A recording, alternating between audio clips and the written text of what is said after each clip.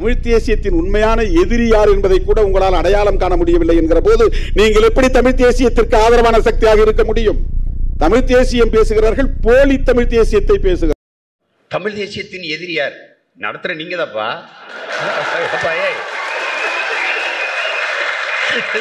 நடத்துற நீங்க தான்ப்பா எதிரிகள். எங்களுக்கு தெரியுது, இந்தியம் திராவிட ரெண்டுமே எங்கள் தமிழ் தேசியத்தின் எதிரிகள்னு எங்களுக்கு தெரியுது. ஆரியம் வேறு இந்தியம் வேறு இல்ல. அதுல ஐயா முத்துராமலிங்க தேவர் தெளிவா சொல்றாங்க, டே ஆரியன் திராவிடன் எல்லாம் வெவ்வேறு இல்லடா, ரெண்டும் ஒண்ணுதான்டா. அதுல இன்னொரு வார்த்தை சொல்றாரு, ஒரு நாள் கட்டி பிடிச்சு கைகுலுக்கி சங்கமிப்பார்கள். எப்படி சொல்றாரு பாருங்க. பேரங்க நாங்க தமிழர்கள் கட்டி பிடிச்சு சங்கமிச்சிட்டான். இப்ப எந்த இடத்த பாரு, RSS பிஜேபி நம்மளை திட்டுவா, இவர் திராவிடர்களும் திட்டுவாங்க, நம்மள RSS கைக்கூலிம்பா. எத்தனை பேருக்குடா நாங்க கைக்கூலியா இருப்போம்? அவன் கிறிஸ்துவ கைக்கூலிக்கிறான், இவன் இஸ்லாமிய கைக்கூலிங்கிறான். யாருக்கு கூலி வேலை செய்யறது நாங்க?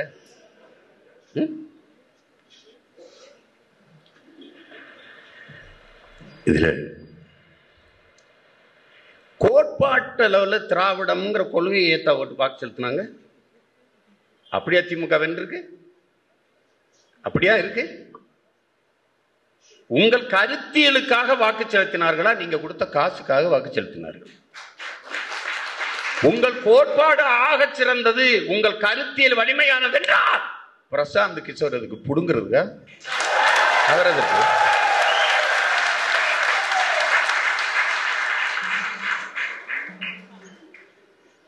இளங்கோடி எல்லாம் முன்னாடி இறந்து போனது தெரியுமில்ல. சிலப்பதிகாரத்துக்கு செங்கல் அதிகாரத்துக்கு ஒருத்தர் பேசுறாரு பாரப்பா. ஒரு செங்கலை வைத்து எங்களை செங்கோட்டைக்கு அனுப்பிவிட்டாய். செங்கலை வச்சு ஆட்சியை பிடிச்சிருவோம்னா அப்புறம் அதுக்கு பிரசாந்த் கிஷோர், அதுக்கு பல 100 கோடி, அதுக்கு 1000 பேர் வேலைக்கு, ஒவ்வொருத்தனுக்கும் 1 லட்சம் மாசம் சம்பளம். அதை அழைச்சு நாம் தமிழர் கட்சிக்காரன்ட்டையா பேசுறது. நீங்க செய்யற சேவையை நாங்க தலைவர் ரொம்ப கவனிக்கிறார், உங்களை பாராட்டுறார். தலைவர் உங்களோட நேரடி தொடர்புல எப்படி இருப்பார்? நம்ம மயிலு அம்மா நான் நாம் தமிழர் இருக்கம்மா வைமா, இப்படிலாம் வேலை செஞ்சு 190 இடம் வெல்லுவோம், 180 இடம் வெல்லுவோம், 124 சுருண்டதுக்கு காரணம் நம்ம தான்.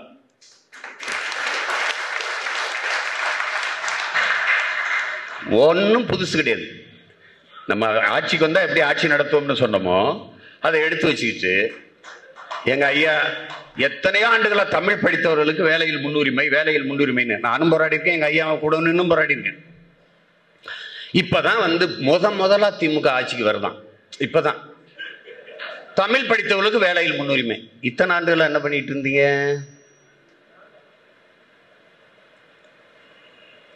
ஆட்சி பள்ளி கல்லூரிகளில் நிறைவே குட்கா, பான்பராக் போன்ற போதைப் பொருட்கள் விற்க தடை. டாஸ்மார்க் அது இருக்கும், அதை மூட முடியாது. அதை மூடிட்டா கவர்மெண்ட் முடியும். பிரச்சனை. ஒரு தம்பி படம் எடுத்திருந்தால, அன்னை தண்ணி குடிச்சா நாம தானே தள்ளாடுவோம், குடிக்கலன்னு அரசாங்கம் தள்ளாடிடும். அதனால அதை மட்டும் மூட முடியாது.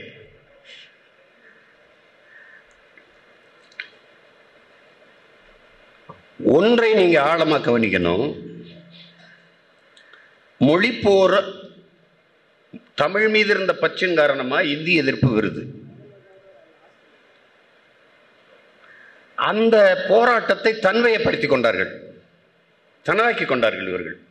அதுல பற்றி எரிஞ்ச புரட்சி தீயை பயன்படுத்தி ஆட்சிக்கு அதிகாரத்துக்கு வந்த இவர்கள் ஒன்றை கவனிக்கிறார்கள். திராவிடர்கள், தமிழர் அல்லாத தலைமைகள், தமிழனுக்கு உயிர் உடலில் இல்லை, அவன் மொழியில் இருக்கிறது என்று புரிந்து கொள்கிறார். பத்தாக்குறைக்கு நம்ம தாத்தன் வேற, தமிழுக்கு அமுதென்று பேர், அந்த தமிழ் இன்பத்தமிழ் எங்கள் உயிருக்கு நேர்னு பாடினான். அது என் உயிரிடான்றான்.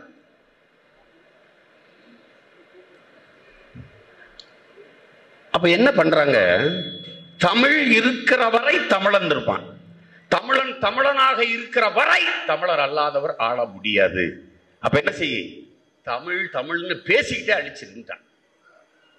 எங்கும் தமிழ், எதிலும் தமிழ், வீழ்வது நாமாக இருந்தாலும் வாழ்வது தமிழாக இருக்கட்டும். வெற்று கூச்சல். ஒரு இடத்துல தமிழ் கிடையாது. எங்க இருக்கா? பயிற்று மொழியா இருக்கா? இல்ல பாடமொழியாவது இருக்கா? இவர்கள் தான் கொண்டு வந்தது. ஆங்கிலம் ஒரு பாடமொழியாக இருப்பதில் நமக்கு ஒரு பிரச்சனை இல்லையே. ஒரு பாடமாக படிக்கிறதுல நமக்கு ஒரு சிக்கல் இல்லை. ஆனா எந்நாட்டு வரலாறு, எந்நாட்டு புவியியலை, எந்நாட்டு வேளாண்மையை, என்னுடைய அறிவியலை எதற்காக நான் ஆங்கிலத்தில் படிக்கணும்? வேளாண்மை ஆங்கிலத்தில் படிச்சா ஆஸ்திரேலியா போய் கத்திரிக்காய் நட போறேன்னா, இல்ல அங்க போய் வெண்டைக்காய் விளைவிக்க போறேன்னா? எதுக்கு படிக்கணும்? ஆங்கிலம் ஒரு மொழி, அறிவல்ல. அமெரிக்காவில் பள்ளிக்கூடம் போகாதவன் கூட ஆங்கிலம் பேசுவான். அவன் தாய்மொழி அது. படிக்காதவன் கூட பேசுவான். அதுக்கு எந்த முயற்சியாவது இருக்குதா? எங்க ஐயா மணியரசன் அவர்கள் சொன்னது மாதிரி கடைசியாக இருந்த அந்த அரசு பள்ளியில் தமிழ் படிக்கிற வாய்ப்பையும் அம்மையார் ஜெயலலிதா முடித்து விட்டு போய்விட்டார். இது முதலாக கொண்டு வந்தது யார் தெரியுமில்ல? தமிழ் பயிற்று மொழியா இருந்தது ஆங்கிலம் பயிற்று மொழியா கொண்டு வந்தது ஐயா எம்ஜிஆர் அவர்கள் தான். இந்த பள்ளி கல்லூரிகளை எல்லாம் மருத்துவமனைகள் தனியார் மயப்படுத்தி விட்டு போட வந்தகையும் அவர் தான். ராஜகோபால்னு ஒரு கல்வித்துறை அதிகாரியா இருந்தவர் ஒரு புத்தகம் எழுதியிருக்காரு. இவ்வளவு சின்னதுதான். கண்ணீர் வரும் படிச்சிங்கன்னா. அந்த தவறை செஞ்சிடாதீங்க ஐயா, ஐயா தனியாருக்கு கொடுத்துடாதீங்க ஐயா. யார்? முதல்வர்கிட்ட. அந்த கல்வியையும் மருத்துவத்தையும் தனியாற்ற கொடுத்துறாதீங்க கொடுத்துறாதீங்க கொடுத்துறாதீங்கன்னு பல முறை கெஞ்சிறார். கடைசி அவர் சொன்ன பதில், நம்மகிட்ட காசு இல்லை. எப்படி? இத்தனை கோடி மக்களால் நிறுவப்படுகிற அரசிடத்தில் இல்லாத காசு தனி ஒரு முதலாளியிடம் எப்படி குவிந்தது? இது பதில் இல்லை.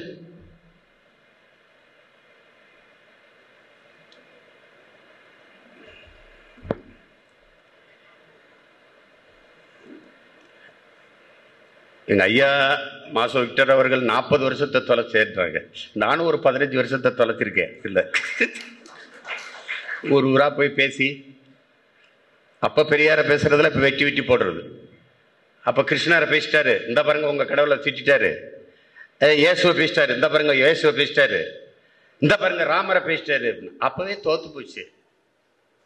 இவர்கள் பண்ண பகுத்தறிவு என்ன தெரியுமில்ல? எவ்வளவு துரோகங்களை பண்ணியிருக்காங்க பாருங்க.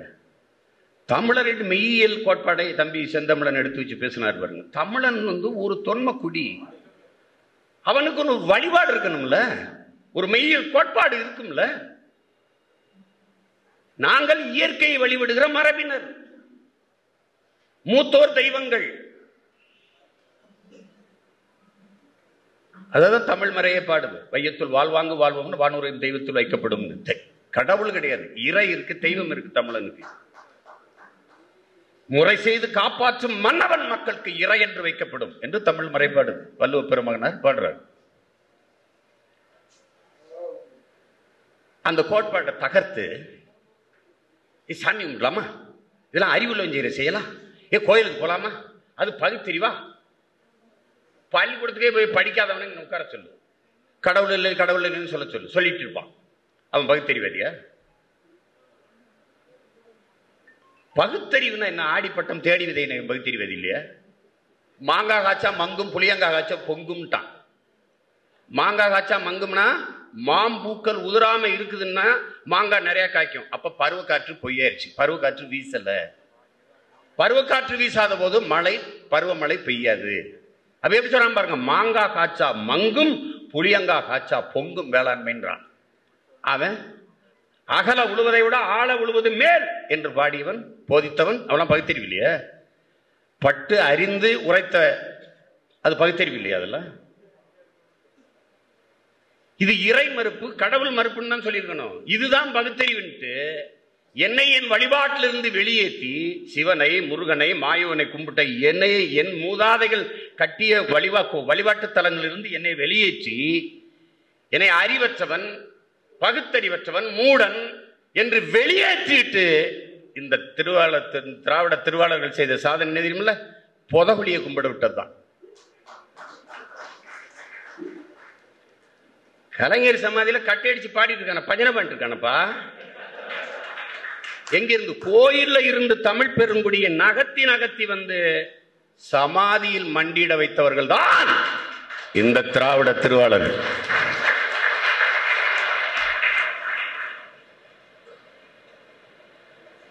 கூட சொன்னது அனைத்து சாதியரே அர்ச்சகையே, நாங்க தானே அர்ச்சகரா இருந்தோம். பறையரு, வண்ணாரு, பண்டாரோ, நாவிதரு, நாங்க தான் கோயில்ல கும்பிட்டு இருந்தோம். புலிப்பாணி சித்தர்கள் ஓதுவார்கள். உங்க ஆட்சி நீங்கள்லாம் வந்துதான் எங்களை வெளியேற்றிட்டு தெலுங்கு பிராமணர்களை உள்ள கொண்டு வச்சீர்கள். தமிழ் பிராமணன் கூட கிடையாது. வச்சுட்டு இது ஒரு சாதனை. எங்களை வெளியேற்றினது அது அது அது உங்க சாதனை தான். அப்புறம் வந்து எங்க ஐயா சொன்ன மாதிரி நான் தான் பல்லு விளக்கி விட்டேன், நான் தான் படிக்க வச்சேன். இதெல்லாம் கேவலமா இல்லையா? படிக்க வச்சவன் காமராஜ், குடிக்க வச்சது நீங்க. தெருவுக்கு தெரு படிக்க வச்சது என்னத்தை படிக்க வச்சிய? திருக்குறள் சொல்லுங்க. திருக்குறள், மணிமேகலை, சிலப்பதிகாரம், அதெல்லாம் எழுதினவனை யார் படிக்க வச்சது? அதெல்லாம் எழுதினவனே யார் படிக்க வச்சது? எங்க அவைக்கு படிக்கணும் பண்ணுது. நீங்க பள்ளிக்கூடம் படிக்க வச்சில்ல? அறிஞர் அண்ணாட்ட ஒரு 8ஆம் வரைக்கும் தமிழ் படிச்சுட்டா போதும், 5ஆம் வரைக்கும் முதுகலை தமிழ் இலக்கியம் படிக்கிறவனே பொருள் தெரியாம புலம்பிட்டு இருக்கிறான். என்னடா 8ஆம் வரை தமிழ் படிச்சா போதும். அது ஒரு கடல். தமிழ் ஒரு கடல். அதை நீந்தி கடந்தவனே கிடையாது உலகில. கரையில் நின்று வேடிக்கை பார்த்திருப்பான், சில காலம் நினைச்சிருப்பான், சில கொஞ்சம் தூரம் நீஞ்சி கடந்திருப்பான், அவ்வளவுதான். அது பெருங்கடல். நீங்க இப்படிதான் பார்க்கணும். தமிழின் தொன்மையை அறியணும்னா கம்பன் 15 நாள்ல கம்பராமாயணத்தை படிருக்காங்க. எவ்வளவு பெரிய ஆளுமை இருந்தா 15 நாளில் அவ்வளவு பெரிய காப்பியத்தை தர முடியும்? அப்ப அவனுக்கு எவ்வளவு தமிழ் புலமை இருந்திருக்கும். இன்னைக்கும் நம்ம பாட்டை எழுதின சிலப்பதிகாரம், நம்ம பாட்டை எழுதின திருக்குறளை பேசி தான் கைதிட்டு வாங்கிட்டு இருக்கோம் நம்ம. அது அந்த கைதிட்டு நமக்கு இல்லை, அது வள்ளுவ பெருமகனாருக்கு, இளங்கோவுக்கும், கம்பனுக்கு தான் போகணும். என்ன ஆனா இதுல என்னன்னு பாத்தீங்கன்னா, வள்ளுவன் இவ்வளவு பெரிய அறநூலை 2000 சும்மா ஒரு தோராய கணக்கு தான். அது 3000 ஆண்டுக்கு முன்னாடி இருந்திருக்கலாம், 4000 ஆண்டுக்கு முன்னாடி கூட இருந்திருக்கலாம். அதுல என்னன்னு பாத்தீங்கன்னா, ஓலைச்சுவடியில தான் எழுதியிருப்பான் நம்ம பாட்டை. அந்த சுவடி பாருங்க 300 ஆண்டுகள் தான். அந்த ஓலைச்சுவடியை நீங்க எதுவுமே செய்யாம பெட்டிகளை வச்சு அப்படியே வச்சிருந்தா கூட 300 ஆண்டுகளுக்கு பிறகு நொறுங்கி மாவு விழுந்துரும். சரி, 2000 ஆண்டுன்னு வச்சு பார்த்தா கூட, ஆனா ஒவ்வொரு 300 ஆண்டுக்கும் ஒருத்தன் பொறுப்பா எடுத்து எழுதி நகர்த்திருக்கான் பாரு. அவன் எல்லோருமே நம்முடைய போற்றுதலுக்கும் வணக்கத்திற்குரியவன். கடைசியா நம்ம தாத்தா அயோத்தியாச பண்டிதருடைய தாத்தா, அவருக்கு தாத்தா கந்தப்பனார் வந்து எல்லிஸ்ட வேலை செய்யும் போது அடுப்பறிக்கிறதுக்கு ஓலைச்சுவடி திருப்பி அடுப்பறிக்கிறதுக்கு அந்த சுவடிகளெல்லாம் அவன் சேகரிக்கிற ஆற்றல் இருந்திருக்கு. என்னமோ இருக்குது பாருங்கன்னு அவர் கொடுத்து தான் திருக்குறளை அச்சில ஏற்றிருக்கான். எல்லிஸ் தான். இல்லைன்னா அதுவும் இல்லை நமக்கு. அயோத்தியாச தாத்தா என்ன சொல்றாங்க, 70 ஆண்டுகளுக்கு முன்னாடி திருக்குறளை படிக்கவே எவனும் இல்லையாடா. மறைமலை அடிகள் மட்டும்தான் நம்முடைய தாத்தா சொல்றாரு, தமிழனுக்கு வேதமாக திருக்குறள் தான்டா இருந்திருக்கணும்னு. அதை தாண்டி அறநூல் எங்க இருக்கு? எந்த மொழியில் இருக்கு? அது என்ன நீங்க ஆழமா கவனிக்கணும்னா, இவ்வளவு ஆண்டுகளாகி இன்னும் பல்கலைக்கழக மாணவர்கள் ஆய்வு செய்கிறார்கள். சொற்பிழை, பொருள் பிழை, எழுத்து பிழை எதுவும் இல்லாத ஒரு அறநெறியை ஒருத்தன் தந்திருக்கான்னா, புத்தன் போதிக்கல, இயேசு போதிக்கல, நபிகள் போதிக்கல, போற போக்கில் அப்படி வாழ்ந்து அப்படி சொல்லிட்டு போனாங்க. ஒருத்தன் தான் உட்கார்ந்து எழுதிருக்கான்.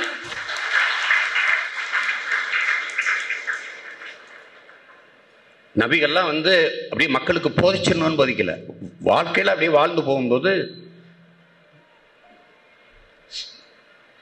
சொல்லிட்டு போனதான் போதிச்சு நமக்கு திருக்குறானா வருது, பைபிளா வருது, இதெல்லாம் வருது. புத்தன் அதுவும் சொல்லலை. நம்ம பாட்டேன் ஒன்றையும் ஒரு தடவை சொன்னா போதாது அப்படின்னு அவனுக்கு தெரியுது. வேளாண்மையா சுழன்றும் ஏற்பின்னது உலகம், அதனால் உழந்தும் உலகை தலை. இருந்தோம்பி இல்வாழ்வதெல்லாம் விருந்தோம்பி வேளாண்மை செதல் பொருட்டு பாடிக்கிட்டே இருக்கான். அதாவது அந்த வேளாண்மைனா அதுக்கு 10 ஒவ்வொன்றையும் திரும்ப திரும்ப சொல்லி அழுத்த பதிய வைக்கிறது. ஆல்பர்ட் ஸ்வீசர் அவன் இசை, மருத்துவம், பொருளாதாரம் இதிலெல்லாம் பெரிய மேதை, முனைவர் பட்டம் பெற்றவன். அதாவது பிரான்ஸுக்கு வேலை காடுகளில் போய் மலை அந்த காடுகளில் வாழ்கிற மக்களுக்கு சேவை செய்ய போய் அவனை ஒற்றன் பிடிச்சி சிறையில் வச்சிடறாங்க. அது உள்ளே போய் சிறையில் இருக்கும்போது நண்பர்கிட்ட ஏதாவது புத்தகம் வாங்கிட்டு வந்து கொடுப்பா அப்படி படிக்கிறதுக்குன்னா அவன் ஒரு புத்தகத்தை கொண்டு கொடுத்துட்றான். படிச்சுட்டு அவ்வளவு புத்தகங்களை வாய்ச்சி முனைவர் பட்டம் பெற்ற ஆல்பர்ட் ஸ்வீசர், என் வாழ்க்கையிலே இப்படி ஒரு வாழ்வியல் நன்னெறியை நான் படித்ததே இல்லையப்பா, என்னப்பான்னு பார்த்தா தமிழ்நாட்டில் நம்ம பாட்டைம் வள்ளுவன் எழுதின திருக்குறளை தான் படிச்சுட்டு அதை சொல்கிறான்.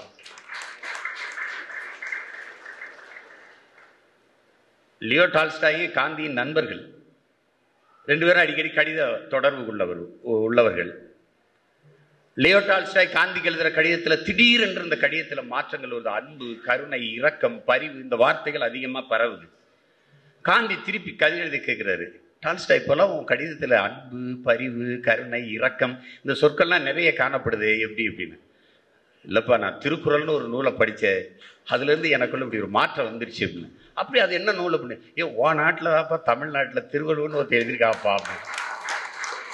அதை காந்தி வாங்கி படிச்சுட்டு இந்தி பதிப்பை படிச்சுட்டு, இன்னொரு பிறப்பு என்று எனக்கு இருக்குமானால் நான் தமிழனா பிறக்கணும்,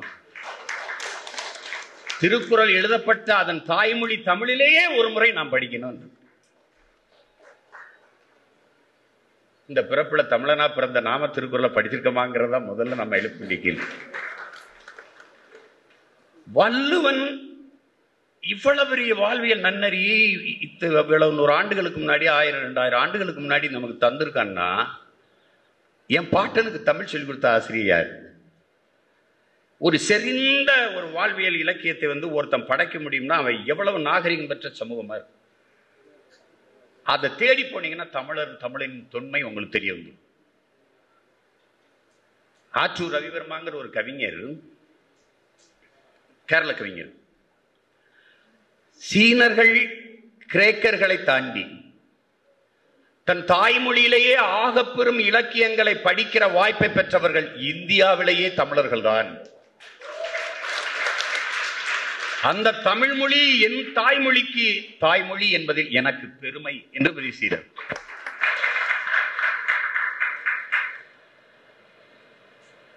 மிகப்பெரிய இலக்கிய வளம் கொண்டது நமது மொழி. சாதாரணமா நாங்க தான் படிக்க வச்சோம். வெறுப்பு வருமா வராது? என்னத்தை படிக்க வச்சு? எங்க ஆத்தால போய் ஆடு மாடை வித்துட்டு பனைமரத்தை வித்துட்டு மிளகாய் முட்டையை வித்துட்டு படிக்க வச்சோம்.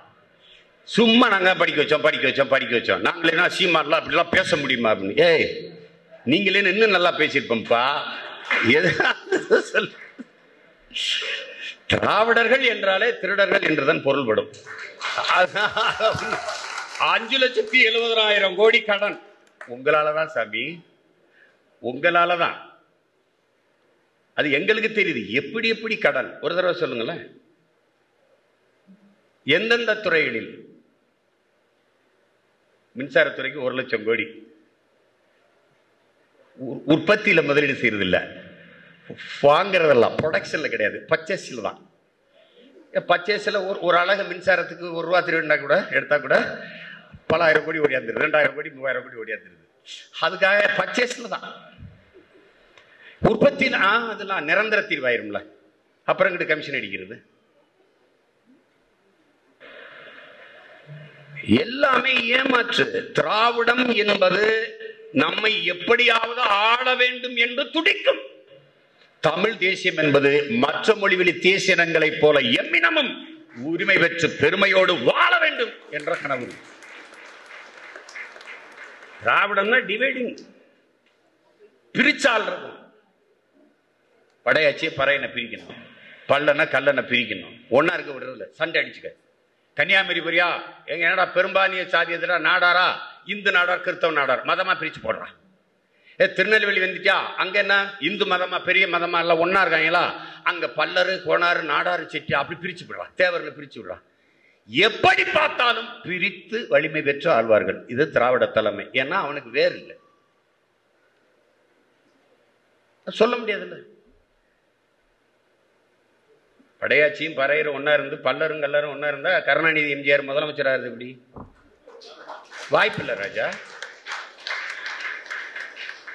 நான் சண்டையிடணும், நான் மோதி கொள்ளணும். எங்க அண்ணன் இந்த பக்கம் இருந்தா எங்க ஐயா அந்த பக்கம் இருப்பாரு. அதிமுக கூட்டணி. இதுதான் சொந்த ரத்தங்களுக்குள் யுத்தம், தன்னின பகை. அதனால் தாழ்ந்து வீழ்ந்தவன் தமிழன். அப்ப அரவாணன் ஐயா தமிழன் ஏன் அடிமையானான்ங்கிற நூல் எழுதுறாரு. தொலைநோக்கின்மை, போர்க்குணமின்மை, தன்னிடத்தில் இருப்பதை விட பிறரிடத்தில் இருப்பது உயர்ந்தது என்கிற தாழ்வு மனப்பான்மை, திரை கவர்ச்சி, இதெல்லாம் காரணமா சொல்றாரு.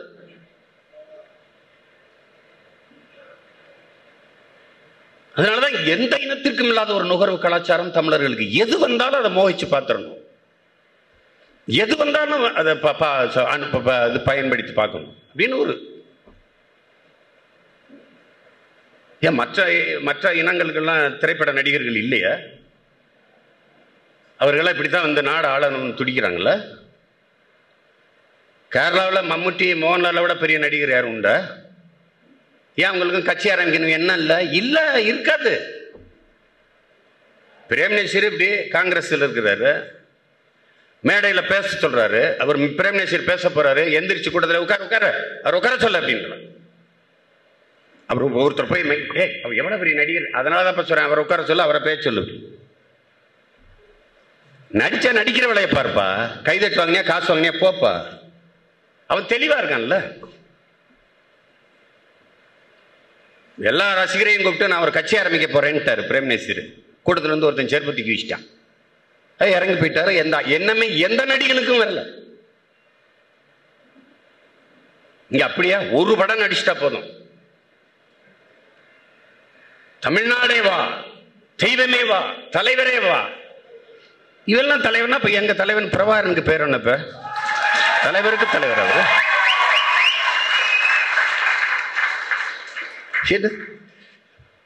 ஹிட்லர் சொல்லுகிறான், என் அன்பு உடன் பிறந்தார்களே, ஒருவனுக்கு எதிரிகள் அதிகமாக இருந்தால் அவன் சிறந்த வீரனாக இருக்கிறான் என்று பொருள். ஒருவனுக்கு துரோகிகள் அதிகமாக இருந்தால் அவன் மிக நல்லவனாக இருக்கிறான் என்று பொருள் என்று.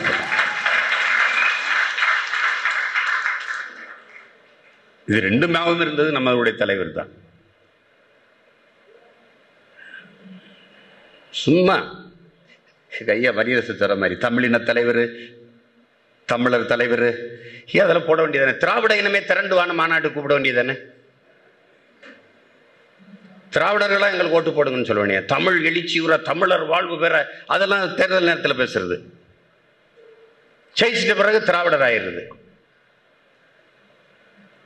நீங்க திராவிடரா இருங்க, நாங்கள் தமிழர்கள் தமிழர்கள் என்று உறக்க சொல்றோம். எங்களுக்கு அதுல ஒண்ணும் இல்லை. நான் நானாக இருப்பேன், என்ன அடையாளம் தமிழ், நான் தமிழன் என்பதில் எனக்கு பெருமை. நான் ஏன் திராவிட முகமுடி அணியணும், இந்திய முகமுடி அணி? இந்தியன் எவனுமே இல்லை.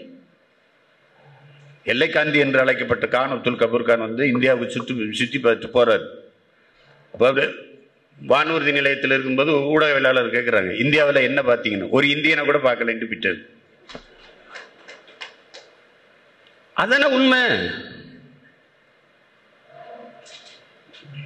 எதுக்கு நீங்க வந்து, நான் என்ன கேட்கிறேன், நீங்க தெலுங்கரா இருங்க, கன்னடரா இருங்க, மலையாளியா இருங்க, பீகாரியா இருங்க, எங்களால் அதை பிரச்சனை இருக்கா? நாங்கள் மானம், வீரம், அறம் இது மூன்றையும் உயிரென்று வைத்து வாழ்ந்த இனம். உலகத்தில் எந்த மறை பாடி இருக்கு? பிறப்பு ஒக்கும் எல்லா உயிருக்கும் என்று எந்த வேதம் பாடி இருக்கு? பகுத்துண்டு பல் உயிர் ஓம்புக என்று சொல்லுது. பல் உறவு சொல்லல, பல்லுயிர் ஓம்புதல். தமிழர்களை போல உயிர்மை நேயவாதிகள் உலகில் வராது உண்டா? உலகில் யாராவது உண்டா? ஒரு இனம் சொல்லுங்க பார்ப்போம். எல்லாம் மானுடம் பேசினா, நாங்கள் உயிர்மை நேயவாதிகள். வாடிய பயிரை கண்ட போதெல்லாம் வாடினேன் என்று எங்கள் மூதாதை வள்ளலார் பெருமகன். காக்கை குருவி எங்கள் சாதி, நீல் கடலும் மலையும் எங்கள் கூட்டம். பாரதி. நாங்கள் உயிர்மை நேயர்கள். எல்லாரும் கல்லு மாவுல கோலம் போட்டுட்டு இருந்தான், நாங்க அரிசி மாவுல போட்டோம். எதற்காக? ஈக்கும் எறும்புக்கும் இறையா இருக்கணும்னு நாங்க போட்டோம்.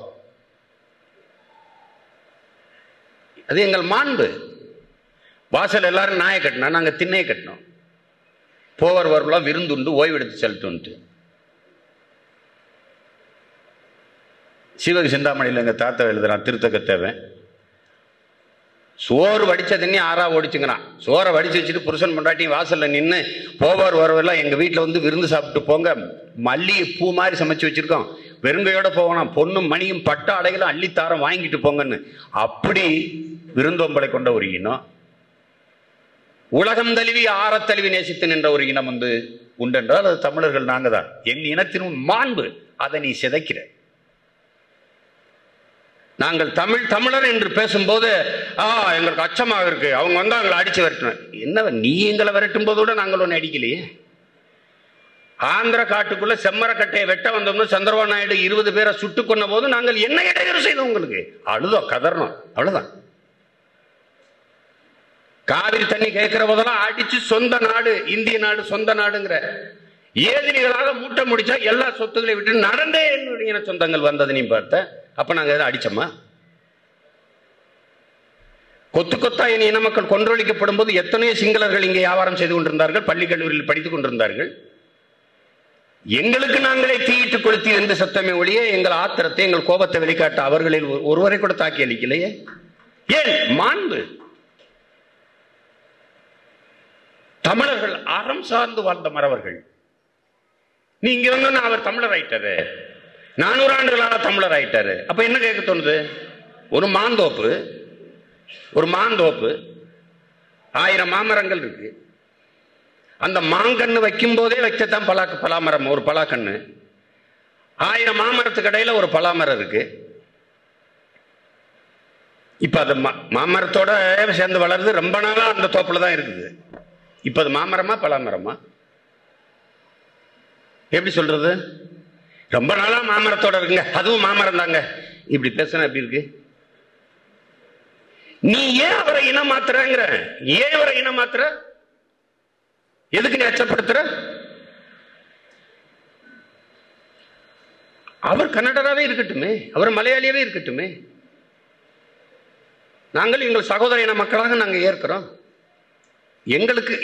எங்களுடைய அரசியல் புரிதலை நீங்க புரிஞ்சுக்கணும். ஒரு தேசிய இனம் தன் தாய் நிலத்தில் தன் உரிமைக்காக ஒரு அரசியலை கட்டி எழுப்புகிற போது அதே நிலத்தில் வாழ்கிற மற்ற தேசிய இனங்களை பகை இனங்களாக வைத்துக் கொண்டு வெல்ல முடியாது. இதுக்கு சரித்திர சான்று எங்கள் தலைவர் 35 ஆண்டுகள் சண்டை செஞ்சிருக்காரு. ஒரு எளிய மகன், சாதாரண மகன், தன் குடிகளையே படையாக கட்டி சண்டை செஞ்சிருக்கார் தன் நாட்டு விடுதலைக்கு. ஆனால் ஒருபோதும் அவர் சிங்கள மக்களை பகையாளி எல்லாம் நினைக்கல. என் இனத்தை கொன்றொழிக்கிற சிங்கள ராணுவம் தான் தன் எதிரி என்ற கோட்பாடை கொண்டு சண்டை செஞ்சார். சிங்களர்கள் எங்க தலைவர் படையில் இல்லையா? பாதுகாப்பு படை பிரிவிலே இருந்தான். தலைவருக்கு பாதுகாப்பு படையிலே சிங்கள. நான் நாட்டில் நிற்கும் போது நமக்கு ஆதரவா இருந்துட்டாருன்ட்டு கணவரை கொண்டுறாங்க. 2 பெண் குழந்தைகளை கூட்டிட்டு அந்த தாய் நேரடியா தலைவர்கிட்ட வந்து தலைவரை ஆதரிச்சு வச்சு நம்முடைய தொலைக்காட்சியில வேலை கொடுத்து அவங்க செய்தி படிச்சுட்டு இருந்துச்சு. சிங்கள செய்தியை அந்த தங்கச்சி படிச்சுட்டு இருந்துச்சு. நான் போகும்போது வாசிச்சது. சும்மா எங்களை பழி போடுறது, நாங்க வந்து பிற இனங்களுக்கு எதிரி அப்படிலாம் கிடையாது, அப்படிலாம் கிடையாது. தமிழ்நாடு அமைச்சரவையில் 9 அமைச்சர்களோ என்னவோ பிறமொழியாளர்கள், குறிப்பாக தெலுங்கு பேசக்கூடியவர்கள். 40க்கும் மேற்பட்ட சட்டமன்ற உறுப்பினர். வேற எந்த மாநிலத்தில் சொல்லு? இந்த ஜனநாயகத்தை தமிழர்களை தவிர வேற எங்கேயாவது காட்டு. எங்க ஐயா சொன்ன மாதிரி நாம் தமிழர் கட்சியில எல்லாருக்கும் தான் இடம் கொடுக்குறோம். ஆனா நீங்க எங்களுக்கு என்ன கொடுத்துருக்கீங்க? எங்க வண்ணாருக்கு, எங்க முடிதிருத்துற மருத்துவருக்கு, எங்க குயவர்களுக்கு, இதெல்லாம் எங்க ஆதி குடிகள். எங்களுக்கு இதுவரை கொடுத்துருக்கீங்களா? ஆனா வாய்களிக சமூக நீதி எங்க இருக்கு? உங்க அநீதி. ஒரு பொது தொகுதியில நீ ஆதி தமிழ் குடியை நிறுத்தினது உண்டா? வரலாறு சொல்லு. திராவிட இயக்கம் வரலாறு. ஜெயலலிதாவாவது வீம்புக்கு போய் திருச்சியில தனித்தொழில் மலையை நிறுத்தி வெள்ள வச்சுச்சு அந்த அம்மாவது. ஒன்னு சொல், 173 இடத்துல ஒரு தொகுதி பொது தொகுதியில ஆதி தமிழ் குடி. எங்க அண்ணன் ஆராசாவை பெரம்பலூர்ல இல்லைன்னா நீ நீலகிரியில போய் நிப்பாட்டுவீல ஒழிய, ராஜா நீங்க எங்க நின்னாலும் இல்லைங்க, நீங்க தமிழர் நில்லுங்க துணிவில்லை. அப்புறம் என்ன சமூக நீதி கிடக்கு? நாங்க ஏகாதிக்கு விடுமுறை விடுவோம், உகாதிக்கு விடுமுறை விடுவோம். ஒரு தொன்மை இனம் நான், எனக்கு ஒரு புத்தாண்டு வருது, என் புத்தாண்டுக்கு சகோதர அந்த மாநிலங்கள்ல அங்க நிறைந்த தமிழர்கள் 50 லட்சம் 60 லட்சம் இப்படி வாழ்ந்துகிட்டு இருக்கோம்ல. எங்களுக்கு எங்க புத்தாண்டு அன்னைக்கு ஒரு விடுமுறையை வாங்கி கொடுக்க முடியல இவ்வளவு காலம். நீங்க நாங்க தமிழ் தேசம்னு பேசினா வெறுப்படைறீங்க. நாங்க பிறக்கிறதுக்கு முன்னாடி என் டி ராமராவ் தெலுங்கு தேசம்னு ஒரு கட்சி ஆரம்பிச்சு ஆட்சி வச்சுட்டாரு. இப்போ வரைக்கும் தெலுங்கு தேசத்தோட கூட்டணி வைக்கிற வெக்கம் இல்லாம அந்த தெலுங்கு தேசம் இன்னைக்கு நாங்க பேசுற தமிழ் தேசம் உங்களுக்கு கசக்குமா? எப்படி? ஒரு சாதாரண ஒரு அடிப்படை தானுங்க. இது என் நாடு தமிழ்நாடு. தமிழ்நாடுன்னு நாங்க தான் பேர் வச்சோம்னு. ஆஸ்திரேலியாவுக்கு வச்சிங்க இல்ல ஆப்பிரிக்காவுக்கு வச்சிங்களா? தமிழ்நாட்டுக்கு தானே தமிழ்நாடுன்னு பேர் வச்சிருக்கீங்க. தமிழ்நாடுங்கிற சொல்லு நாங்க தான். தமிழ் திரு நாடு தன்னை பெற்ற தாய் என்று கும்பிடடி பாப்பா, வள்ளுவன் தன்னை உலகினுக்கே தந்த வாண்டுகள் கொண்ட தமிழ்நாடு, நெஞ்சை எல்லும் சிலப்பதிகாரம் எனும் மணி ஆரம் படைத்த தமிழ்நாடு. பாரதி நீங்க பேர் வச்சதுக்கு அப்புறம் பாடினானா இல்ல அவன் பாடினதுக்கு அப்புறம் நீங்க பேர் வச்சீங்களா?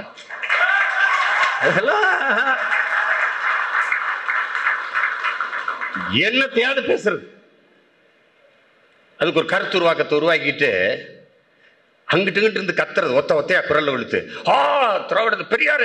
திராவிட கோட்பாடு எதுங்கிறதுக்கு அங்க பெரியார் இருக்குது, அதெல்லாம் பேசாதப்பா. திரும்ப திரும்ப பதிவு செய்யறோம்.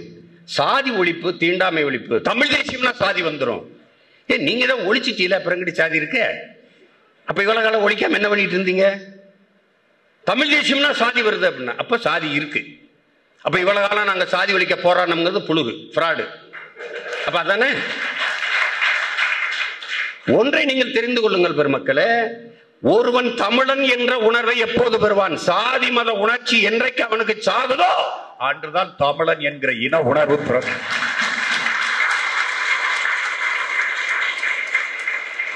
நான் சாதி தமிழன் மத தமிழனாக இருந்தால் ஆக முடியாது.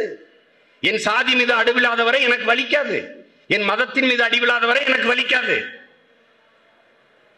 ஆனால் எங்களுக்கு வலிக்குது, என் இனத்தின் மீது எங்க அடி விழுந்தாலும் எங்களுக்கு வலிக்குது. காரணம் நாங்கள் தமிழர்கள்.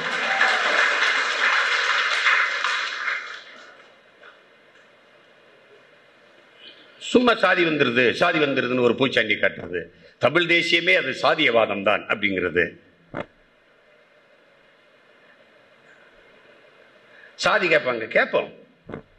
என்ன குடிப்பான்னு கேட்கிறோம்,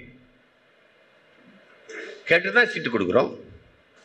பொது தொகுதியில 16 இடங்கள்ல ஆதி தமிழ் குடியெல்லாம் நாங்க நிறுத்தணும். போன முறை 20 தொகுதியெல்லாம் நிறுத்தணும், 20 தொகுதியை நிறுத்தணும்.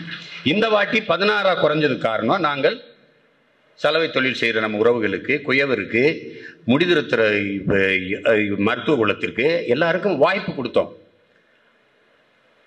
தேடி தேடி கொடுத்தோம். அப்ப அவனை கேட்கணும்ல, நீ இதுவரை எவனுமே நமக்கு சீட்டு கொடுக்கல, நில்றா. ஒரு தம்பியெல்லாம் நிறுத்தும் போது ஒரு வீடு தானே நம்ம வீடு இருக்குன்னு, நீ எல்லா போட்டா போடுறான், போலேன்னா போறான், போடா.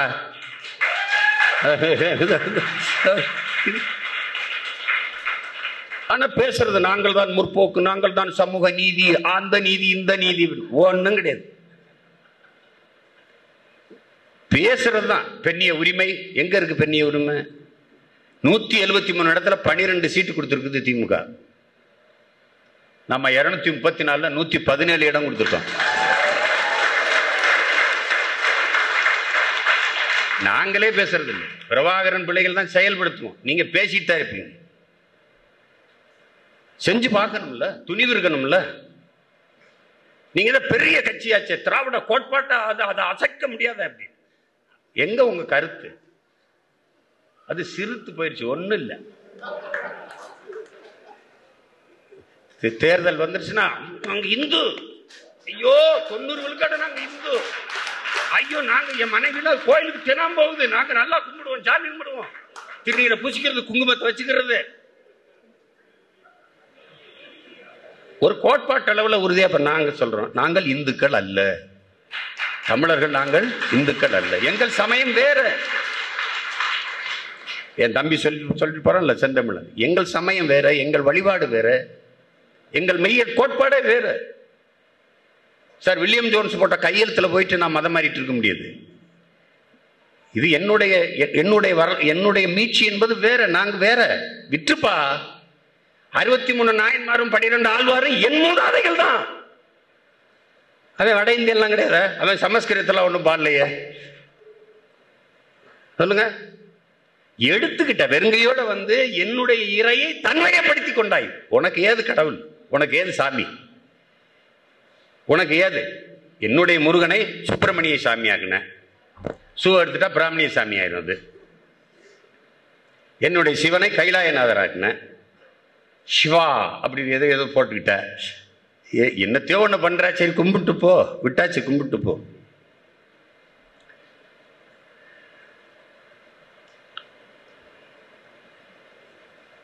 என்னென்ன கொடுமைகள் இவர்களால் நிகழ்த்த முடிஞ்சதோ அவ்வளவு நிகழ்த்திட்டு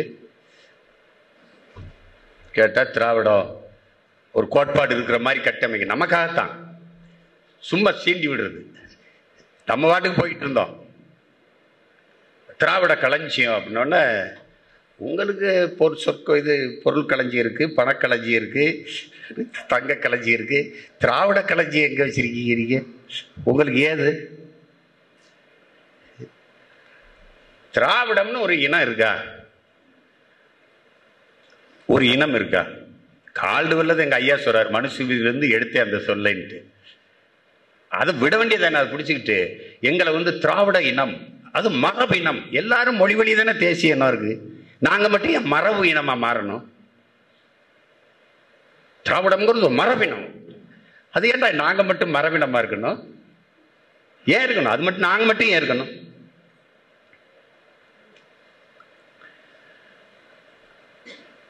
அது இது ஒரு குழப்பத்தை ஏற்படுத்துவது, அப்படி ஒரு கருத்தியலை உருவாக்குறது அப்படிங்கிறதுல அவங்க செய்ய நினைக்கும் போது தான் நம்ம இந்த தர்க்கத்தை எடுக்க வேண்டியது வருது. இல்லை நம்ம பேசாம தான் இருந்திருப்போம். அது நாம் பிறப்பிலிருந்து இறப்பு வரை நாம் தமிழர்கள் என்பதே பெருமை. திராவிடர் வேணா அவங்க வேணா இருந்துட்டு போட்டு, திராவிடர்கள். ஐயா வெங்கையா நாயுடு அவங்க சொல்றாங்க பாருங்க, தமிழகத்தில் வாழும் தெலுங்கர்கள் வந்து எங்கு வாழ்ந்தாலும் தாய்மொழி பற்ற அவசியம், தாய்மொழியை மறக்காமல் இருக்கணுங்கிற. அதையே இப்ப நாம சொல்லியிருந்தோம்னா ஃபாசிஸ்ட், மொழி சாவனிஸ்ட், அதுதானே.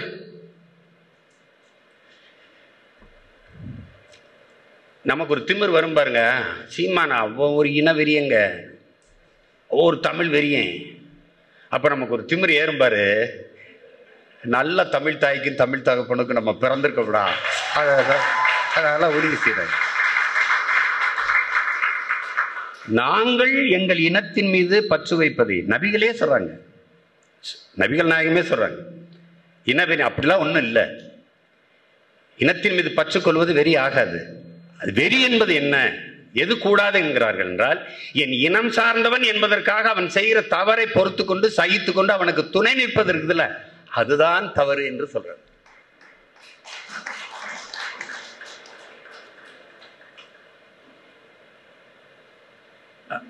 நம்முடைய அண்ணன் பழனிபாபா அவர்கள் தமிழர்கள் இனப்பற்று கொள்ளக்கூடாது,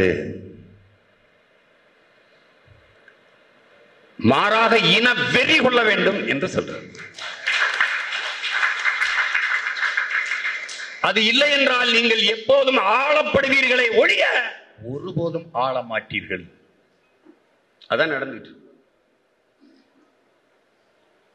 பிறகு அவரே சொல்றார், சாதி மதங்களாக நாம் பிளந்து விரிந்து நிற்கிற போது வலிமை இழப்போம், அச்சப்படுத்துவார்கள், பாதுகாப்பற்று இருப்போம். ஆனால் மொழி இனமாக ஒருங்கிணைந்து இருந்தால் நாம் வலிமை பெறுவோம், பாதுகாப்பாக வாழ்வோம் என்று சொல்றார். அவர் அனுபவத்தில் உணர்ந்த உண்மை அதுதான் இப்போ இருக்கிற நிகழ்கால உண்மையும் அதுதான். நம்முடைய தலைவர் ஒரு கொடி ஒரு கொள்கையின் கீழ் தமிழர்கள் ஒன்றிணைய வேண்டிய அவசியம் உருவாகிவிட்டது என்று சொல்றார்.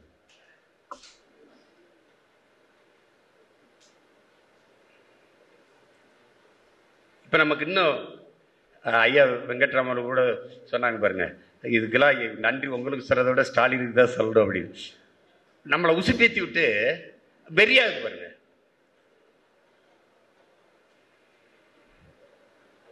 அதனால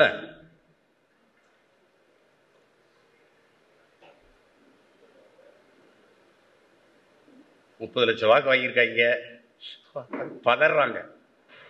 ஐயோ 30 லட்சம் பேர் ஓட்டு போட்டிருக்கானே சீமானுக்கு, 50 ஆண்டுகள் அந்த திட்டுப்பிள்ளைகளுக்கே ஓட்ட போட்டு நாட்டு நாசமாயிருக்கான். அதெல்லாம் பேசுறது இல்லை. திமுகவுக்கு இவ்வளவு போட்டிருக்கான், அதிமுகவுக்கு போட்டிருக்கான், பிஜேபிக்கு போட்டிருக்கான், அதெல்லாம் சீமானுக்கு போட்டப்பா 30 லட்சம் பேர் போட்டிருக்கான். 30 லட்சம் பேர். அதான் சொன்னதைக்கு நேர்காணல்ல கூட ஒரு தம்பி எழுதியிருக்கான். ரொம்ப கஷ்டமா இருக்கு. நான் பக்ரீத்துக்கு 300 ரூபா சேர்த்து வச்சிருக்கேன், அதை அனுப்புற கஷ்டம் வாங்கி குடிச்சு செத்து போறீங்களா அப்படின்னு கேட்டு. ரொம்ப கஷ்டமா இருக்கு அவங்களுக்கு அப்படின்னு.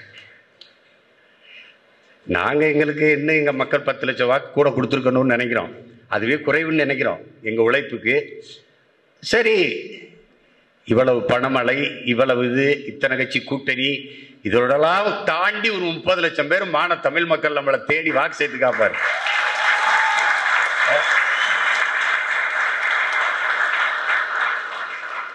இதை 3 கோடியா மாத்துறது ஒன்றும் பெரியது இல்லை. இன்னைக்குல நாளைக்கு நடக்கும், நாளைக்கு நடக்கும்.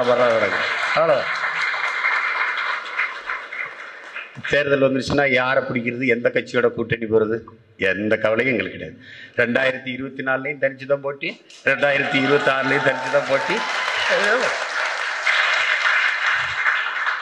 உள்ளாட்சி தேர்தலையும் போட்டி தான். எப்ப தேர்தல் தேதி அறிவிக்க போறாங்கன்னு காத்துக்கிட்டு இருக்கோம், எல்லாம் தயாரா இருக்கும்.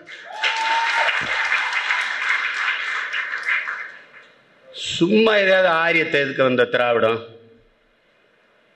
எங்க எதிர்த்தீங்க சார்?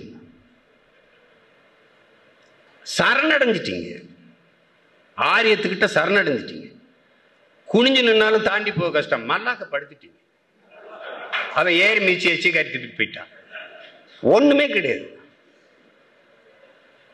எங்க ஐயா குறிப்பிட்ட மாதிரி நாவுக்கரசர் ஆரியங்கண்டாய் தமிழன் கண்டாய் தான் படிக்கிறது. ஆரியங்கண்டாய் திராவிடம் கண்டாய்லாம் இல்லை. அந்த காலத்துல இருந்து RSS பிஜேபி நாங்க எதிர்க்கிறோம் அப்படின்னா கோட்பாட்டு அளவுல பரம்பரை பகை இருக்குது. என் மரபணுவிலே அந்த பகை உணர்ச்சி இருக்குது. ஏன்னா 3000-4000 ஆண்டுகளா எங்களுக்குள்ள சண்டை.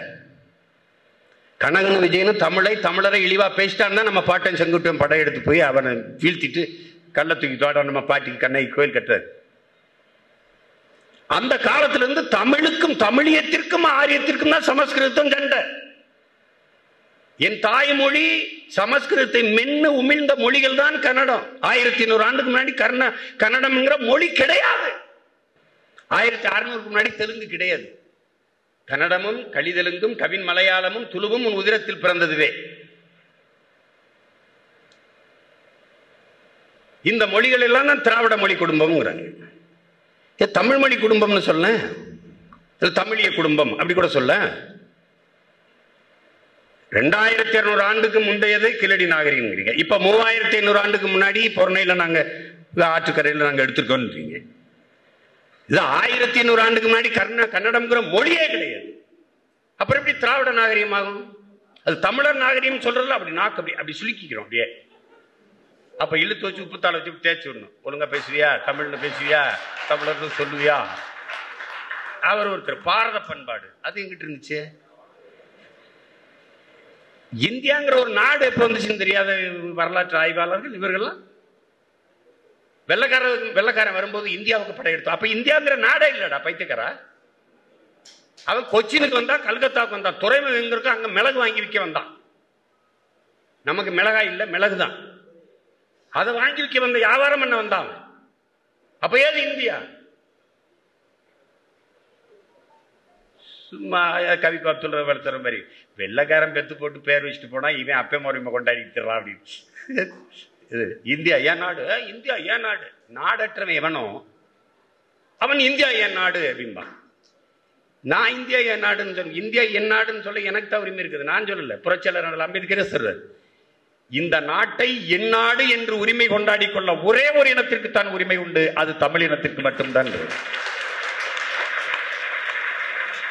இந்த நிலப்பரப்பு முழுதும் தமிழை தாய்மொழியாக கொண்ட நாகர்களே பரவி வாழ்ந்தார்கள். என்னுடைய மூதாதைகளின் மொழி கூட தமிழ்தான். யாரு? அண்ணல் அம்பேத்கர். நானாவது ஒரு இனப்பற்றுல பேசுறேன்னு நீங்க நினைக்கலாம். டோனி ஜோசப், ரிச்சார்ட் மார்ட்டின் அதுக்கு சொல்லணும். ஹார்வர்ட் பல்கலைக்கழக பேராசிரியர்கள் இன்னும் பேரும் ஆய்வுல கட்டுரையில நிறுவுறாங்க, தெற்காசிய முழுமைக்கும் தமிழர்கள் தான் வாழ்ந்தார்கள், மற்ற எல்லோரும் வந்து குடியேறியவர்கள். மொழி திரிவுல நாங்க குறி அப்படி அழிஞ்சு செதஞ்சு கன்னடர், தெலுங்கர், மலையாளி, துளுவர் இதெல்லாம் சேர்த்து தமிழ் இனமா கற்பனை பண்ணிப்பார். எவ்வளவு பெருசா இருந்திருக்குது. மொழி திரிவு, மொழி கலப்பு. வணக்கம், நமஸ்காரம், கதை முடிஞ்சு. மகிழ்ச்சி, சந்தோஷம், போச்சு. சோறு, சாதம், கதை முடிஞ்சு. எழுதுறான கடையில் லெமன் சாதம் ரெடி, லெமன் ஆங்கிலம் ரெடி, ஆங்கிலம் சாதம் சமைச்சு பார் கடையில். இந்த சிரி போடலைன்னா அவங்க தூக்க வராது. சிரி எல்லாத்தையும் மாத்திரம் வந்து திருன்னு மாற்ற வேண்டியதானே. அதெல்லாம் செய்ய மாட்டோம். எதுக்கு தமிழ் தேசியம் வெல்லணும்னு நினைக்கிறோம்? இதுக்கு தான். அறிவிப்பார்கள், செயல்படுத்த மாட்டார்கள். தமிழ் தேசிய அரசியல் வென்று அதிகாரத்துக்கு வரும்போதுதான் செயலாக்கம் பெறும்.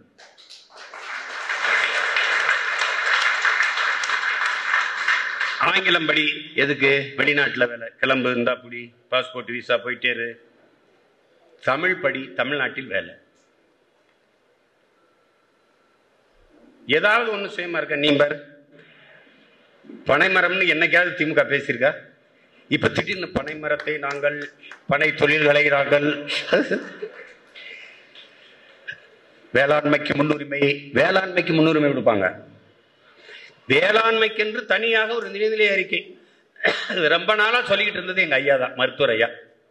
அதுக்கப்புறம் நாம இப்ப சரி நிதிநிலை அறிக்கை தனியா பட்ஜெட் போட்டு என்ன பண்றது ராஜா? அங்க நிலத்துல இறங்கி வேலை பார்க்க ஆள் இல்லையே. ஏதோ 100 நாள் வேலை திட்டம், ஒரு கேடு கட்ட வேலை திட்டத்தை வச்சிருக்கீல்ல, அதை பேசணும். அது ரொம்ப நல்ல திட்டம், கிராமங்களில் இருக்கிறவர்களுக்கு நல்ல வேலை வாய்ப்பு கிடைக்குது. அதே உழைப்பு, மனித ஆற்றலை உழைப்பில் ஈடுபடுத்தி உற்பத்தியை பெருக்கி லாபத்தை ஈட்டுகிற நாடு எதுவோ அந்த நாடுதான் வளரும், வாழும், முன்னேறும். நீ உழைப்பிலிருந்து மக்களை வெளியேற்றி சோம்பி இருக்க வைக்கிறதுக்கு, காசு கொடுத்து வைக்கிறதுக்கு பேர் என்ன? நான் என்ன சொல்றேன், அந்த உழைப்பை நீங்க உங்க ஆற்றலை உழைப்பில் ஈடுபடுத்துங்க, போய் வேலை செய்யுங்க, நிலத்துல வேலை செய்யுங்க. அந்த வேளாண்குடி மகன் உங்களுக்கு 300 ரூபா கொடுக்குறாரு, அந்த பத்தலையா அரசு உங்களுக்கு இந்தாங்க கூட 100 ரூபா, அந்த 100 நாள் வேலை திட்டத்தில் கொடுக்குற அந்த காசை சேர்த்துக்கணும். வேளாண்மை செய்யவே ஆள் இல்ல, விளைநிலத்தை விட்டு மக்கள் வெளியேறிட்ட பிறகு அப்புறம் வேளாண்மைக்கு தனி பட்ஜெட் போட்டு என்ன பண்றது? அதனாலதான் வெற்றறிக்கைங்கிறோம் நாங்க. அதை ஒரு ஆக்கப்பூர்வமான ஒரு தலைவர்கள் இப்படிலாம் சிந்திச்சா எப்படி நாட்டை வழிநடத்தி கொண்டு வருது யோசிச்சுப்பாரு.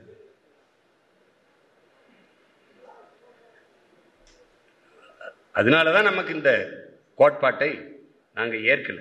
ஒரு காலத்துல நாங்க அதான் இருந்தது. எங்க ஐயா சொல்ற மாதிரி நீங்க தமிழ், நீங்க தமிழர்ன்றீங்க, ஏதோ இருக்கிறீங்கன்னு. எனக்கு நான் சொல்றேன், நான் என் தலைவனை சந்திக்கிறதுக்கு முன்னாடி இருந்த சீமான் வேற, அவனுடைய அரசியல் நிலைப்பாடு வேற. என் தலைவரை சந்திச்ச பிறகு என்னுடைய நிலைப்பாடு வேற. என் இனச்சாவு எங்களுக்கு ஆழமாக உணர்த்தி விட்டது, ஆழமாக உணர்த்தி விட்டது. இவர்கள் நமக்கானவர்கள் அல்ல. இந்த கட்சிகள் என் மொழியை, என் கலாச்சாரத்தை, என் பண்பாட்டை, என் வாழ்வியல் நெறியை, மெய்யல் கோட்பாடை, என் நிலத்தை, வளத்தை, மக்களின் நலத்தை காக்கும் என்று நாங்கள் நம்பிக்கொண்டு இருந்தோம். ஏமாற்றப்பட்டோம். ஏமாற்றம். ஒரு அற்ப பதவிக்காக என் இனச்சாவை சகித்துக் கொண்டு இருந்து விட்டார்கள். அந்த நேரத்தில் வந்த கோபமும் கொந்தளிப்பும் உணர்வு எழுச்சியும் தான் இவர்களை நம்பி இனி பயனில்லை. திராவிடர் என்பது நம் அடையாளம் அல்ல, சாதி மதங்கள் நம் அடையாளம் அல்ல, நாம் தமிழர் என்பதுதான் நம்முடைய பெருமைக்குரிய அடையாளம் என்கிற உணர்வு, அந்த புரிதல், அந்த தெளிவு எங்களுக்கு வந்த பிறகுதான் இந்த பயணத்தை தொடங்கும். என் மூச்சு காற்றை நீங்கள் சுவாசிப்பதனால் நான் உயிர் வாழ முடியாது, என் உணவை நீங்கள் உண்டு நான் பசியாற முடியாது. அதனால் என்னுடைய உரிமையை நானே போராடி பெறுவது என்ற முடிவெடுத்து அந்த உணர்வோடு நாங்கள் எல்லாம் ஒன்றிணைந்து இன்னைக்கு பெரும்படையாக மாறி நிற்கிறோம். இதுக்கு முன்னாடி நம்ம அரசியலை முன்வைத்தவர்கள் எல்லாம் சில பகுதி கட்சி தொகுதி கட்சிகளாக இருந்து 2-3 சீட்டுகளுக்காக திராவிட கட்சிகளை அண்டி போய் சிதைந்து விட்டார். அந்த வரலாற்று பெரும் படிப்பினை தான் எத்தனை முறை தோற்றாலும் சரி தனித்தே நின்று களத்தில் நாம் போராடுவது. ஜவஹர்லால் நேரு அவர்கள் என்றாவது ஒரு நாள் தோக்க போகிற ஒரு கோட்பாட்டை ஏற்று அதன் வெற்றிக்காக இன்று நான் போராடுவதை விட என்றாவது ஒரு நாள் வெல்லப் போகிற ஒரு கோட்பாட்டை ஏற்று அதற்காக நான் போராடி தோற்று போவதையே மேன்மையாக கருதுகிறேன் என்று சொல். அப்படிதான் நம்ம இந்த வேலையை செய்யறோம். இருக்கட்டும், அவர்கள் மனச்சான்றோடு பேசட்டும். திராவிடம் என்கிற கருத்தியலுக்காக அவங்களுக்கு வாக்கு செலுத்துறாங்க. 1.5 கோடி தொண்டர்களை வச்சிருக்கேன். அப்புறம் கூட்டத்துக்கு காசு கொடுத்த ஆள் குட்டி வரிய சொல்லுங்க. பேச்சு சட்டசபையில் அவன் தம்பி உதயநிதியை கூச்சப்படுற அளவுக்கு புகழ்றான். எம்ஜிஆருக்கு அப்புறம் அவருக்கு தான் கூட்டம் வருது. காசு கொடுத்தா வரத்தாக்க செய்யும். இதெல்லாம் எப்படி இவர்கள்லாம் வந்து அதிமுகவை சொன்னவர்கள் அடிமை கட்சி. அவங்களாவது பிரதமருக்கு அடிமையா இருந்தாங்க. நீங்க யாருக்கு அடிமையா இருக்கீங்கன்னு பாருங்க. கொடுமை. ஒரு அமைச்சர்லாம் போயிட்டாரு, மறந்துட்டாரு ஒரு அவர் உதயநிதியை கும்பிடுறதுக்கு. திருப்பி ஓடியாந்து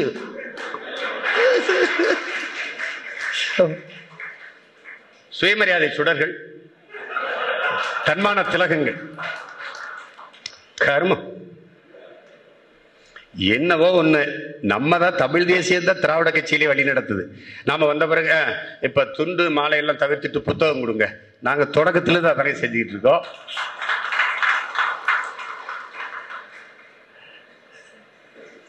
என்னவோ ஒண்ணு நடக்குது.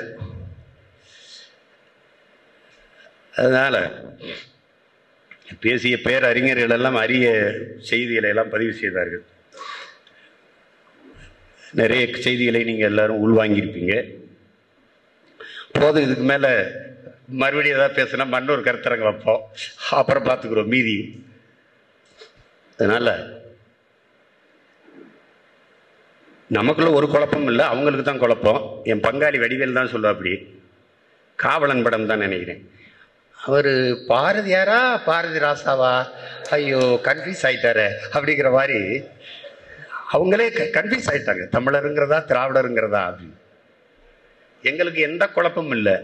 நாங்கள் தமிழர்கள், எங்கள் மொழி தமிழ், எங்கள் இனம் தமிழினம், எங்கள் தேசம் தமிழ்நாடு. நாடு தமிழ்நாடு, நாடு தமிழ்நாடு, தேசம் தமிழ் தேசம். இங்கு வாழுகிற மக்களின் மொழி, கலை, இலக்கியம், பண்பாடு, வேளாண்மை, அந்த நிலத்தின் வளம், நீர் வளம், காட்டு வளம், கனிம வளம், கடல் வளம், மலை வளம், இவற்றை காப்பது, கல்வி, அனைவருக்கும் கல்வி, கல்விக்கேற்ற வேலை, சரியான மருத்துவம், தரமான சாலை, தடையற்ற மின்சாரம், பொருளாதார வளர்ச்சி, தொழில் மேம்பாடு வளர்ச்சி, இதையெல்லாம் செய்வதற்கு ஒரு அரசியல் இருக்கு. அது தமிழ் தேச அரசியல், தமிழ் தேச அரசியல். அவ்வளவுதானே. இருக்கிறத நாங்க இருக்குங்கிற, நீ இல்லாத, நீ ஆரிய மாயைன்னு அண்ணா எழுதின போது திராவிட மாயை, 2 மாயை தான் எங்களுக்கு. இனிமையாவது கொஞ்சம் திராவிடர் பேசுறதை விட்டுட்டு, இல்ல நீங்க திராவிடம்னே பேசுங்க, தமிழர்னு சொல்லாதீங்க. அது சொல்றது இல்லையே. மாநாட்டுக்கோ கூட்டத்துக்கோ அழைக்கும் போது திராவிடர்களே திரண்டு வாருங்கள் அப்படிலாம் கூப்பிடுறது இல்லையே.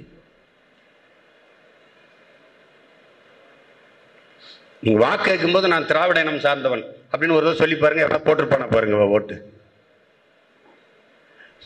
சும்மா அதில் ஒரு ஏமாற்று. அதை அறிவார்ந்த தமிழ் சமூகத்தின் பிள்ளைகள் புரிந்து கொண்டு குழப்பமின்றி நாம் நம்முடைய பயணத்தை தொடர்வோம். நமக்கு வழிகாட்டியாக பேராசானாக நம்முடைய ஐயா மணியரசன் அவர்கள் இருக்கிறார்கள்.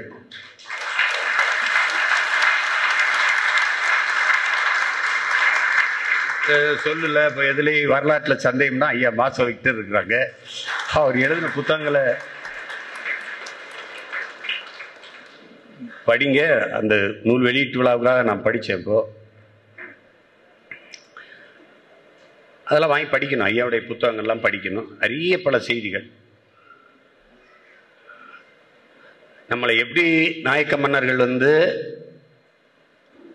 வள்ளர்கள் தான் பாண்டியர் படையில் நின்று சண்டை செஞ்சுருக்காங்க.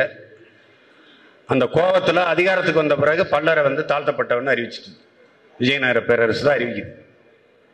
கோயில் நிர்வாகம் வேளாண்மை செய்கிற நிலங்கள்லாம் பல்லர்கள்ட்ட இருக்கு. அந்த நிலத்தில் அரசுடைமை ஆக்கிக்கிறது.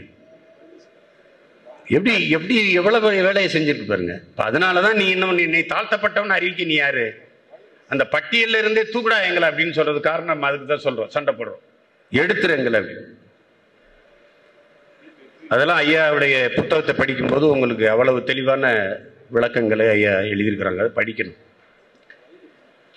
தம்பி செந்தமிழன் பேச்செல்லாம் கேட்குறீங்கல்ல, எந்த ஒரு தமிழனுக்கும் பொறாமை வரும். இவ்வளவு அறிவு வச்சிருக்காடா ஒருத்தர் அப்படின்னு.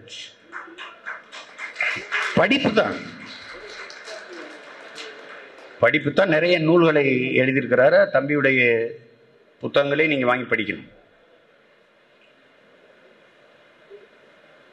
அதனால நாம் தமிழர் பிள்ளைகள்லாம் வாயை கொடுத்து தர்க்கம் செய்ய முடியாது, அவங்க கிட்ட பேச முடியாதுங்கிற அளவுக்கு வாத திறமையை வளர்த்துக்கணும். சாக்ரட்டிஸ் அதான் தர்க்க ஆற்றலை வளர்த்துக் கொள்ளணும். அவன் என்ன சொல்றான் சாக்ரட்டிஸ், ஒருவனுடைய அறிவை வந்து ஒருவர் எழுப்புகிற கேள்விக்கு அவர் கூறுகிற பதிலில் இருந்து அவர் அறிவை மதிப்பிடக்கூடாது.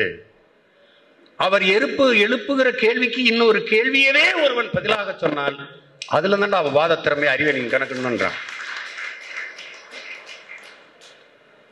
அந்த கேள்வியிலே பதில் இருக்கணும்ன்றான். அந்த அப்படி எவன் சொல்றானோ அவன் தானே அதை வச்சுதான் அவன் ஒருவன் அறிவை மதிப்பிடணும்ன்றான். அந்த தர்க்க திறமையை நாம் தமிழர் பிள்ளைகள் வளர்த்து கொள்ளணும். இது நம்முடைய காலம். இது பிரபாகரன் பிள்ளைகளின் யுகம். இது நம்முடைய காலம். அப்படிலாம் தமிழ் தேசியம் பிரெஞ்சு குறிப்பு கிணித்து குறிப்புன்னு எதை போயிட்டு இருந்தா இப்ப அதெல்லாம் சொல்ல முடியாது ராஜா. தேர்தல் ஆணையமே சொல்லிடுச்சு 3வது பெரிய கட்சின்ட்டு. அவனே சொல்லிட்டான். இதெல்லாம் அப்படிலாம் தள்ளிட்டு போக முடியாது. எங்களை அப்படிலாம் தவிர்த்துட்டு போக முடியாது. பதட்டம் அடைகிறீங்கல்ல இப்போ. இது தமிழரா திராவிடரான்றெல்லாம் பேசுவது ஆயத்திற்கு வசதி. அது பேச்சு கிடையாது. நான் தமிழனா திராவிடனா முதல்ல தான் பேச்சு. அது அப்புறம் நாங்கள் தமிழர்கள் என்று உறக்க சொல்றோம். அதனால இவ்வளவு நேரம் வந்து இந்த அரங்கை நிறைத்து இந்த கருத்தரங்கை சிறப்பித்த உங்கள் அனைவருக்கும் என்னுடைய